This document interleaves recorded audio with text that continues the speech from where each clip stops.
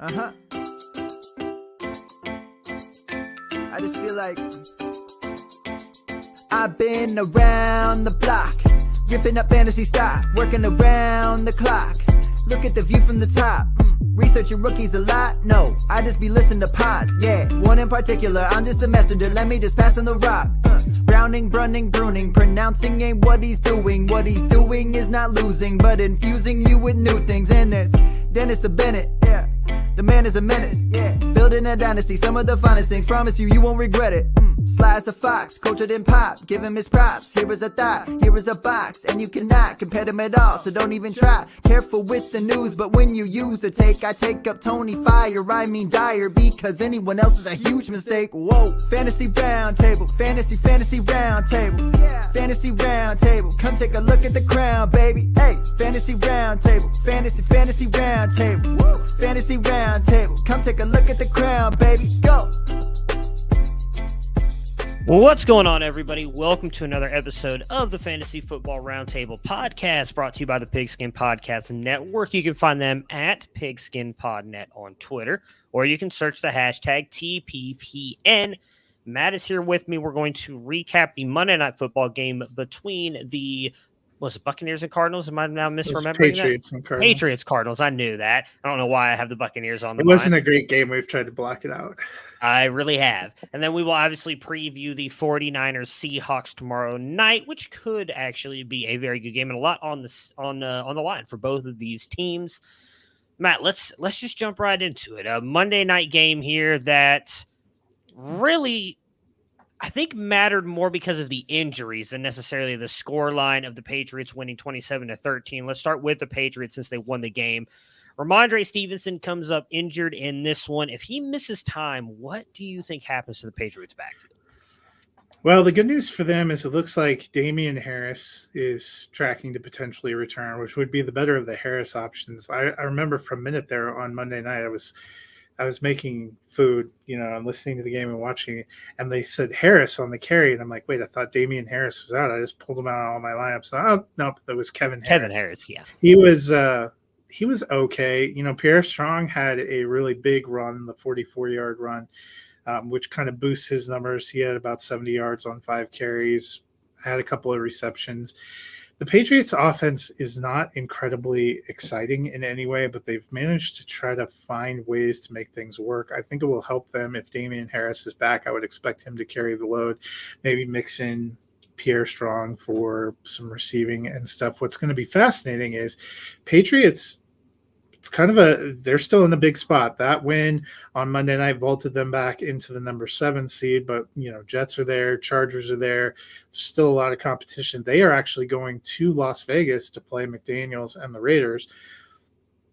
Strong defensive challenge, but also we know the Raiders, at times have put up points. If the Patriots can't contain them, it's going to be interesting to watch that chess match between Bill Belichick and Josh McDaniels. I think they will be better off if Damian Harris is able to go for them. But losing Ramondre Stevenson is a huge blow because he was not only carrying their rushing game, he was really serving as their passing game back. He was often leading that team in receptions, and that's a lot to try to replace with spare parts. Yeah, I do hope it's Damian Harris that does get the main part of the run. We talked a little bit about him, I want to say 2 weeks ago now, maybe, where he looked really good to start the season, then gets the injury, and Ramondre just blows up, and great for him. Damian Harris likely going to be I know he's going to be a free agent. I don't think the Patriots bring him back, so I'd love to see him get some run here at the end of the season, allow Ramondre to get healthy and kind of see if he can rebound some of that stock and possibly get a shot to at least do something next year. Because I do think he's a really good running back. He's kind of dealt with a lot of injury issues over the past couple seasons, so we'll see what happens from there. Yeah, the Patriots in the playoff hunt is interesting. I was just going to look at the odds of that game. It's dead even for the Patriots and the Raiders on Sunday. 3 o'clock my time kickoff. So it's because the Raiders choke away games that they should win. I mean, I would think I get why it's even. Like, I think I'd give the edge to Bill Belichick though. I think he would be able to kind of stop or slow down McDaniels and that offense. Former assistants haven't had a good track record going against him. Yeah. So if they were able to pull that off, I was trying to get their schedule to come up. Is they're technically they're in the 7th spot right now, tied with, as you mentioned, the Titans and the Chargers. They get the Bengals, Patriots, Bills. That's a tough road though to finish out the season. Like I think they have to get this win against the Raiders, and they probably have to get at least one, if not probably two of those next three. And I don't know how easy that's going to be. Bengals have really kind of come into form here the past couple weeks. And obviously the Dolphins are a really good team. Defense is kind of struggling, but that offense is good. And then the Bills. I mean, that's the thing. All three, really all four of the teams they have left on their schedule are fighting for playoffs. I believe the loss last week pretty well sealed the Raiders' fate, but they're not technically out of it. If they keep winning, there's an outside chance that the Bengals are in a dogfight because the Bengals and the Ravens are tied, and one of them wins the division, the other one needs to get a wild card. The Dolphins suddenly find themselves coming way back to the pack too. You have the Jets hanging out there, and meanwhile, the Chargers, to me, now actually have one of the most favorable paths to the playoffs because after they beat the Dolphins, they get a reeling Tennessee team, and then they close with Rams, Broncos, and somebody else that I thought that it's Colts, Rams, Broncos, Colts, in that Rams, order. Broncos. So, So I think there's a real good shot they run the table and they're in, and so it's going to be this combination of Patriots, Jets, Bengals, Ravens, and Dolphins who are probably competing for 2 spots. Yeah, I mean, the Charger, the big one, not to get too off on a massive game this weekend, because right now the Titans are in that 6th spot, but they are tied with the Chargers and the Patriots. So if the Chargers can get that win. No, the Titans have the AFC South. They're the division leaders. Oh, that's right. I was looking at it in order of the standings. Yeah. So that they have their own, like, it, not to jump too far ahead, but I think there's a real good chance the Chargers win that game. Jacksonville's sort of hanging out there. They have a fairly brutal closing schedule, but it's not out of the realm of possibility that they work themselves back. We've seen the last 3 weeks why the Titans moved on from John Robinson. Yeah. All right, on to the Cardinals side of things, where they've, their season is not gone, I believe, probably the way that front office expected. Kyler Murray, Cliff Kingsbury, they ran it back, as the kids say, and it is not working out well for them. And unfortunately, now Kyler Murray suffers a torn ACL, which not only obviously ends his season this year, but I would think puts most of next season in doubt as well. I mean, even if he's able to come back 9 or 10 months, you're still looking at the beginning part of the season. Then he's got to get back into football shape. I think there's a realistic shot for fantasy wise. You're not going to have Kyler Murray for most of next season either. But I mean, what they talk about it as a 12-month injury. So if you're talking about 12 months, it's mid-December. What does this do for you for Kyler, and then what does this do for the Cardinals at the quarterback position now moving forward? Yeah, I think it opens up a lot of questions. You're right, not just this year, but into next year. It's been missed opportunities. We haven't seen this Cardinals offense all together because of various injuries and things now, really, to see what it was going to be like if they could roll out Marquise Brown. Rondale Moore went on IR with Kyler Murray ending his season. DeAndre Hopkins, Zach Ertz on IR. You'd say it puts a little more pressure on the running game. Connor's done fairly well of late since he's gotten healthy, but they're 4-9. They're 1-7 at home, which is dreadful. My only question is, we thought Kingsbury was really on the hot seat. Does this injury situation give him a little bit of an out? That's going to be a question, but also lingers into next year. What does this team do? Because you're right, typically, just a couple of weeks ago, I listened to Bill Polian when he was talking about OBJ. In his opinion, ACL is a 12-month injury. It takes you about 12 months to be fully back. That's why he thinks OBJ hasn't signed anywhere, because he probably isn't well enough to get on the field, because he tore it in mid-February in the Super Bowl, and we're still in December. We've seen guys, Chris Godwin tore his ACL in December, and it took him a while to kind of work back, and I think he's still working back into shape. That gets magnified even more for a rushing quarterback like Kyler Murray, or a guy who his feet and his legs are the difference. Do they have to go out and get someone? this offseason. I think you have to hedge yourself. Running out Colt McCoy for 11 games feels a lot like what happened to the Browns this season, where you have a placeholder guy, but you're probably not putting yourselves into competing. So now if you're the Cardinals, are you looking at this season being a massive blow and then potentially setting yourself up for a real disappointing 2023? And then have you missed your window? You know, you have guys like Watt and Hopkins and Ertz, guys who are not getting any younger. Connor, you know. Yeah. Arizona's probably teetering on the brink of having to make some very serious long-term decisions. I wonder if they just move on from Kingsbury at this point. Like, I know you can't blame him for the injury to Kyler. You can definitely blame him for the way the season went. But I feel like if they've had any reservations about him, now would be the time to just move on. You can just say, hey, clean slate. We're starting over. We know next year's going to be a rebuild. We're going to bring a new coaching staff, new everything, and just kind of move forward. And I would not be surprised if that's what they end up doing. I think we all kind of questioned why they would bring back Kingsbury. It definitely seemed like a lot of that was because it seemed like him and Kyler were kind of tied at the hip for the most part. Like Kyler was definitely, out on social media talking about, hey, bring back Kingsbury. That's my guy and all that other stuff. And I think they wanted to keep him there and keep him happy. But at some point, I think you've got to just move on. Like, it's not working. And there's no argument to say it is working at all. Because even when they've been successful at the beginning part of the seasons, they completely fall off. Like, they made one playoff appearance in the past, 5 years that he's been the head coach?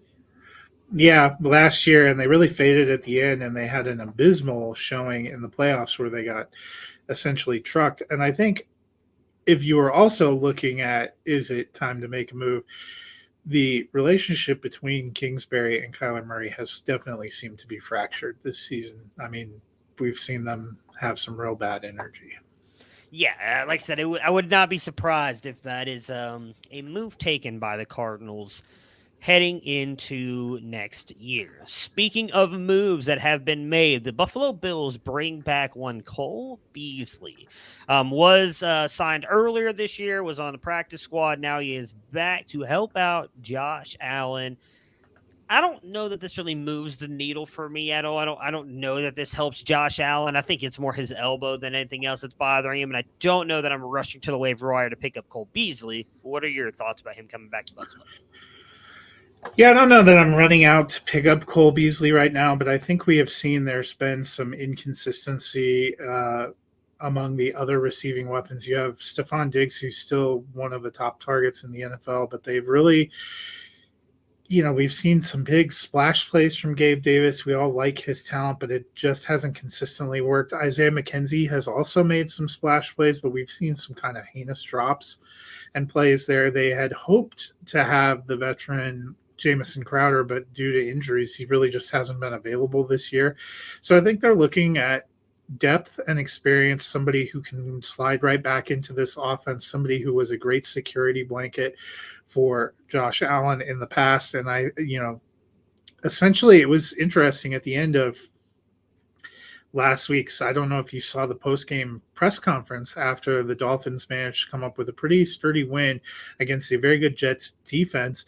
The first question or second question Josh Allen got from a reporter was basically, this doesn't look like a Super Bowl caliber offense. Yeah. And what is he supposed to say? So if you're Buffalo and you feel like this is really kind of your window and you want to push in, you want your tracking to be a number one seed, you want to get there, I think you're just trying to give the best opportunity possible, because the Eagles look like a fairly complete and dominant team right now. But other than that, they've done fairly well against Kansas City. That's their primary competition. They just need to keep building toward that. This is, kind of a big window for Buffalo, and I think this was just a move to say we're going to give us the best chance we can this year. Yeah, I mean, I definitely think it's good from a football perspective. Again, I still think a lot of the issues Buffalo's offense is having is due to the elbow injury. I mean, it's a significant injury to Josh Allen, and props to him playing through it. He's had his ups and downs, but if you go look at what the receiving core has done, it's been just Stephon Diggs. Gabe Davis started off hot, was looking good. I mean, that dude's like struggling to get 40 yards a game here lately. I mean, Dawson Knox, and I believe he had the touchdown on Sunday. Now, he's had moments, but his moments have been far and few between what we saw from him last year. I mean, I believe there was one point last year where he was gone like 8 weeks scoring a touchdown. He's kind of disappeared as well. That running game doesn't look like – they definitely look like a different team than what they were. Like last year, they were extremely dominant. And I would even say early on this year, they were dominant. I even think really that Miami game, it was more of just like how bad that heat was and like those players being so tired and what caused Buffalo to lose. But I thought they were a very good team then. I really think it's the elbow injury, but I don't hate that they brought in Cole Beasley to help out Josh Allen, because one thing we can say is they had great chemistry for a couple of years while he was there. He was easily his check down guy. It's why Dawson Knox really wasn't blowing up. I mean, I'm going to be honest. Like Cole Beasley won me a championship, I think 2 years ago it was, because he had like a really great week 16 and 17 with the Bills. So, I mean, I'm all for it to help out Josh Allen. They definitely need to try and do something to make this offense look a little bit better and closer to what it was last season. And I think that's a little bit of it too. We haven't seen Dawson Knox consistently getting involved and take off, and I don't really understand why that hasn't happened. I know he had some injury and stuff, but they probably are just looking for that. If we have to have a 3-yard reception over the middle, we know this guy's going to do it. All right. Next up, what is the future of Zach Wilson? What's going on, Justin? Mike White playing good. Jets likely. I mean, they could. I guess I shouldn't say they're likely to make the playoffs. They're in the thick of the playoff hunt, and there's a real shot that they have to make the playoffs. What do you view Zach Wilson's future as? I'll just put it this way, and you can answer both questions. But like realistically, if Mike White takes them to the playoffs, how then do you come in next year and say, hey, by the way, we're going back to Zach Wilson? Yeah, it's a real curious thing because they said they took Wilson out so that he could rehab his image or whatever.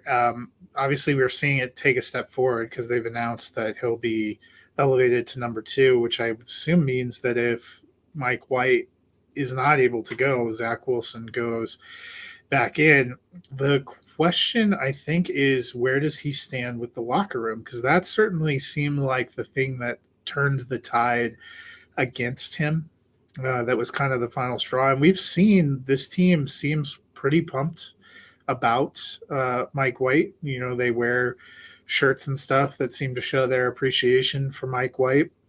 And that's been kind of a fun thing to see. I think Mike White's gotten the passing game going. You know, we've gotten to see more of it going. I think the Jets and the Giants, to me, are two nice stories.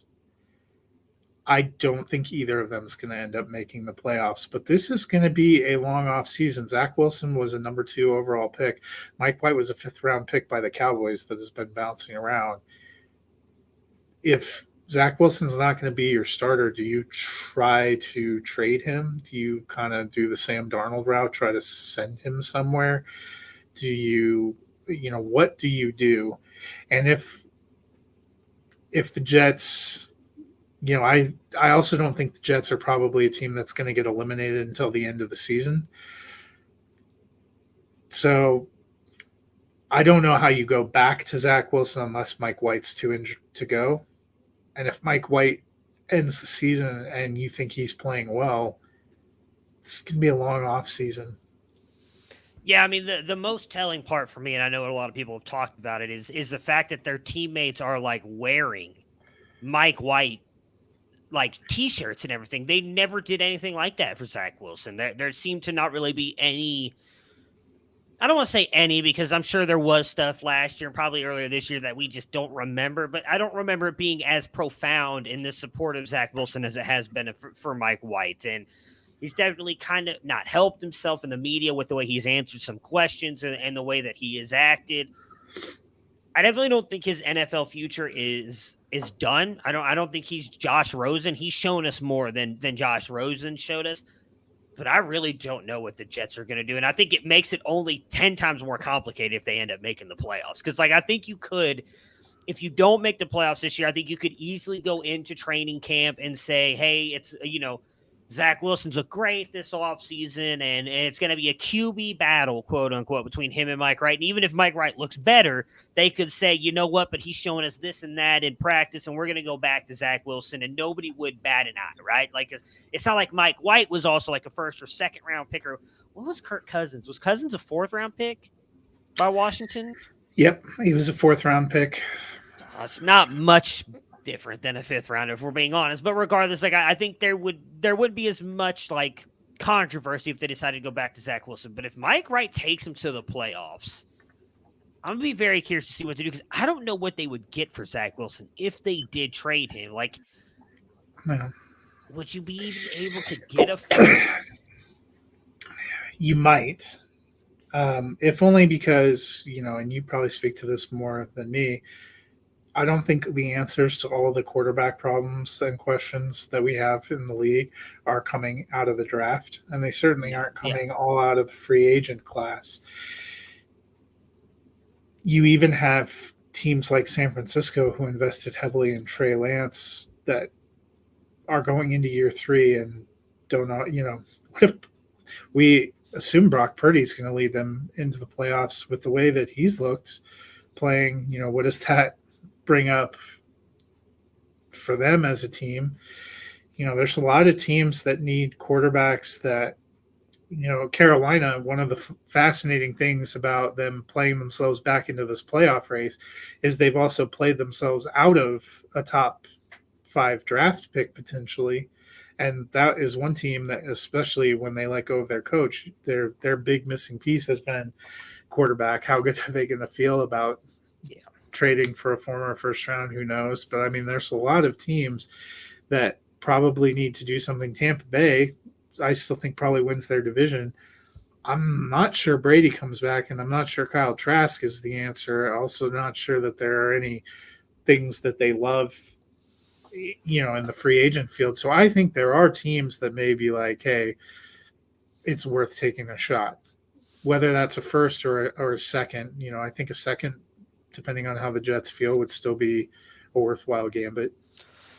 Yeah, we will definitely see crazy fall for a guy who 2 years ago was the 2nd overall pick, and there was all this hype for him about being this guy to turn the Jets around, and now 2 years later we're talking about him possibly being traded for his 2nd round pick. I would imagine if he's traded, it'll be like some kind of conditional pick like Carson Wentz. Like if he plays this much games or does this, it turns into a first or whatever. Another trade that didn't work out. Yeah, I'll be very curious to see if he actually does get traded. I think he'll eventually it'll work itself out to the point where he stays with the Jets. But if he does get traded, it'll make things interesting. I mean, honestly, I think we're moving into an off season where I would say there are more teams that have quarterback questions than have quarterback answers, which is because even think about a team like the Cardinals. What if the Cardinals were sitting there like, we know we got Kyler Murray, but we also know we're kind of screwed for 3 months to start this season. Let's go. Yeah. Colt McCoy ain't it. Let's see if we can get, Yeah, I mean, I definitely agree with you on that. It's what makes this QB draft so interesting, because even though I personally and a lot of other people have the same thoughts that this is not necessarily a great draft class, like, wouldn't be surprised if you see some of these guys elevated into the first round, because as you mentioned, we're not even talking about just these teams that like injuries and possible QBs leaving free agency. You got Aaron Rodgers, Tom Brady, who both might retire this year, or Tom Brady might just leave Tampa Bay. There's a lot of questions in the QB market right now. And as we know, without a QB, chances of you really kind of going on and winning a Super Bowl are limited. There is a team, however, that is trying to, I guess both these teams are really trying to at least make the playoffs and compete for a Super Bowl, not having starting quarterbacks at least to begin the season. Or San Francisco had theirs to begin the season. They unfortunately lost theirs. And Seattle, we didn't think had a starting quarterback. Turns out they've got a pretty darn good one. Let's start out talking about the 49ers in this 49ers-Seahawks game for Thursday Night Football. Brock Purdy is questionable, as is Christian McCaffrey, and Deebo Samuel has been ruled out. We're expecting Brock Purdy to play. If he does, what do we expect from Brandon Ayuk and George Kittle, who are probably the best 2 options the 49ers have right now on offense? Yeah, and I think some of it depends a little bit on how Christian McCaffrey's feeling too, because obviously he's a big weapon in both phases. But I like Ayuk. We've seen him have a connection with Purdy. He had a really beautiful touchdown reception on Sunday in that win, and I think he's poised to take a step up and be a focal point at receiver. I don't know what to make of Kittle. I still think he's one of the best tight end options. If you have him, you're definitely playing him, but it hasn't been as dominant a season, no matter who the quarterback has been so far. Would really love to kind of see him get going. I'm sure he's ready to have a good game, but they still have three really good weapons in the passing game with McCaffrey, Ayuk, and Kittle, and I think those guys will help carry it. Yeah. I mean, they've done a good job so far. Let's just hope McCaffrey is healthy. And if they do get a lead on Seattle, they don't have him out there carrying Jordan the ball Mason. up 30 points. Kyle, Jordan Mason. Pull him out. Remember the name. On Seattle's side here, it is just DJ Dallas, who is questionable. Do the Seahawks need this game to remain in the playoff race? Yeah, and for those of us who are entering fantasy playoffs, the best news is Ken Walker's not on the injury report anymore, which should give you incredible confidence he comes back to play. Because let's be honest, the Travis Homer experiment in Week 14 did not pan out. So I'm excited to have Walker back. On the flip side, one of the best defenses in the NFL. They surpassed Denver being the most dominant against scoring. And right now the Seahawks are struggling. Their defense is struggling. They gave up 30 points to Sam Darnold and the Panthers at home last week. They're now 7-6 with the way we're seeing Detroit surge and what's going on with the Commanders and the Giants. That clear path to the playoffs just isn't there. They lose this game, they're 7-7. They also welcome the Jets next week, which is another team that's playing for a playoff spot, and they have some other hard games down the stretch. I could see the Seahawks being another one of those teams that had a really nice start to the season, but doesn't quite have enough oomph to make it all the way to the playoffs.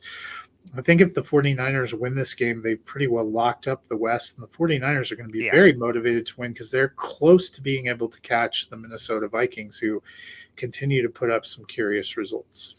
Yeah, I mean, so let's just giving a breakdown of the NFC playoff picture here. It's four teams really competing for – four teams competing for two spots.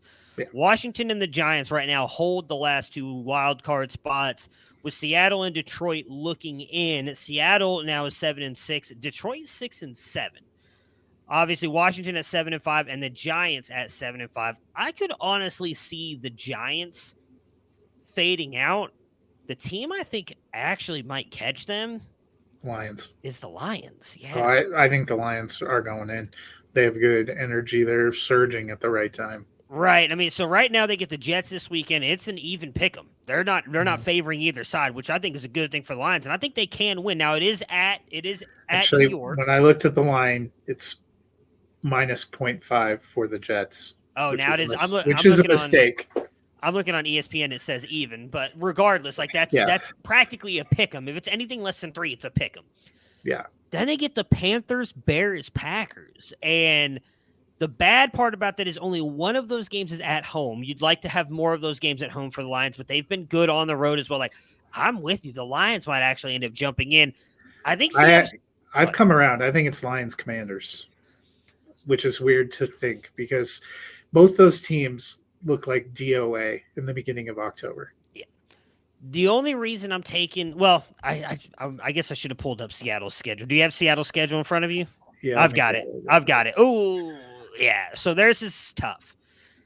They got Seahawks this week, obviously, massive game. If they get that win, which I don't think they will, I'm picking the 49ers. I'll just say it right now. Yeah, so assuming they lose to the 49ers, then they get the Chiefs. That is not an easy game. Oh, yeah, I forgot it was the Chiefs. I knew it was like I looked at them like the next couple weeks. I was like, it's Chiefs, Jets, Rams. So I do believe the last two games are winnable for them, but if they lose these next two, I mean, you're sitting at you're at 7-8 now. So that's not pretty. So maybe it is going to be Washington, because I was going to say the other team. I don't know that Washington holds it, because I think they have a tough schedule as well. Now they've got the tie, which kind of helps you. It doesn't hurt you as much, but it kind of helps you. But they get Giants, who they tied with earlier this year. That could be a massive game because the loser of that, I think, is going to drop down.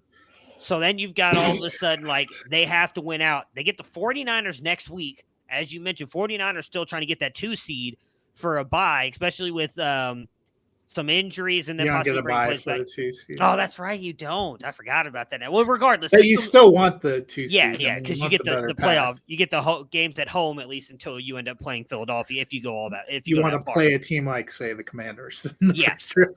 Well, that's the thing. So they get the Commanders. I think that, and then they get the Browns Cowboys. Now the Browns is probably a winnable game. Deshaun Watson and that team has not looked good, but then the Cowboys, like, that could be a massive game for both.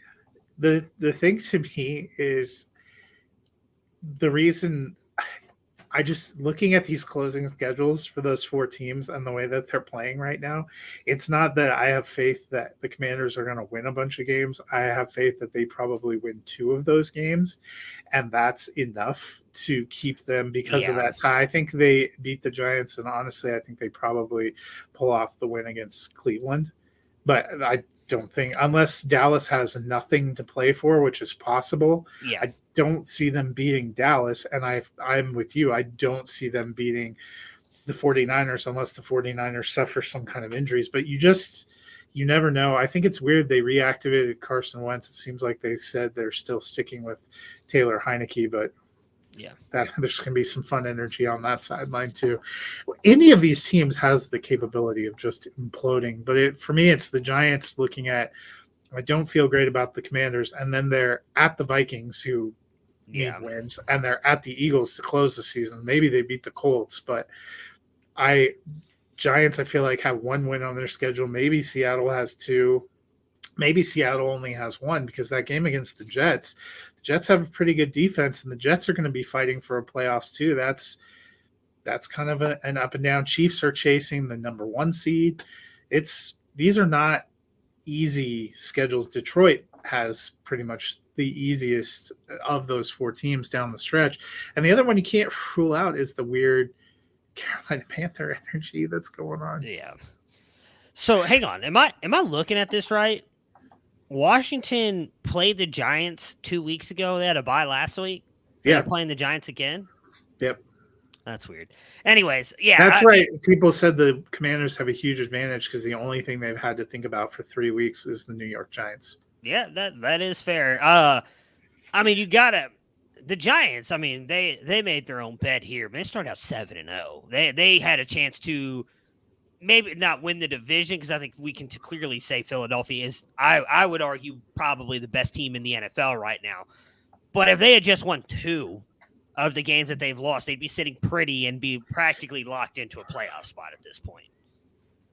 Yeah, but I think it's just a matter of the teams that are surging. The other thing that hurts the Giants is one of their losses down the stretch here was to the Seahawks. So if they, they have that weird tie, but if they ended up, helps them though. Like, it could help. It could also hurt you because what if they end up 8-1 and the Seahawks have 9 wins, 9-8. So that's what I'm looking at. Realistically, Seattle has to get to 9. Because they won't get in if they get 8 wins because if Washington and New York end up with the 8, they have the tie, so they'll have you beat there. Yeah, I think it's kind of a race to 9 wins. Yeah, it has to be to assure your spot, which is an interesting place. It's still possible that we have like a NFC South division winner that doesn't have 9 wins. But for the wild card, I think in the AFC, you have to get to 10 at least. And then the NFC, it looks like you probably need to get to 9 if you want to guarantee your spot. So I'll say I do think that the NFC South team will have 9 wins. Yeah, it just depends on. No. Atlanta's running the table, and they're getting it with Desmond Ridder. I'm just saying it right now. We'll talk more about that on Friday, but they're going to do it. Oh, boy. I mean, that schedule's not that tough. No, none of their Saints, Ravens without Lamar, and possibly, Tyler Huntley will probably. And that's the thing about Tampa Bay. You'd like to believe in them, but down the stretch, they play they play a ton of division games. So Carolina and Atlanta are 1 game out. They're not out of it. I think the division will come down to that final game, Atlanta versus Tampa Bay. I think the winner gets in, would be my bet on that in that game. Because, I mean, I said the Ravens, I mean, don't get me wrong, Ravens are a good team. Without Lamar, though, they're not elite game-changing. I think anybody can beat them.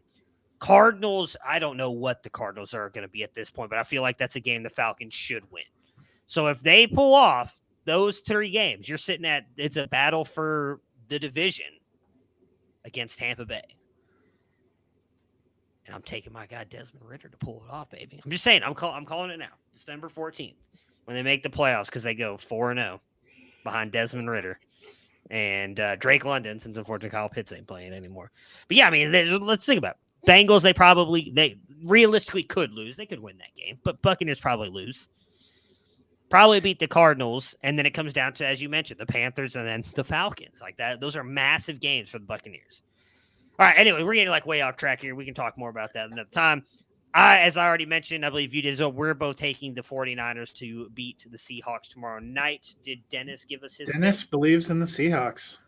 Good for him. I'm not just making that up. He really did pick the Seahawks. Okay, yeah, I just pulled it up. Just go look. All right, so that will do it, though, for us today. Might be throwing him. Oh, I didn't know. I was like, let me just double check, make sure everything, on the up and up here. We will be back on Friday to recap the Thursday night football game and preview all of Week 15 as we kick off the first week of the playoffs. Hopefully, you all got buys. I got screwed out of a couple of mine, so I'm going to be sweating out a bunch of the lineups this week. But looking forward to it as the season is coming to an end. Matt, thank you so much. We'll talk to you guys again soon.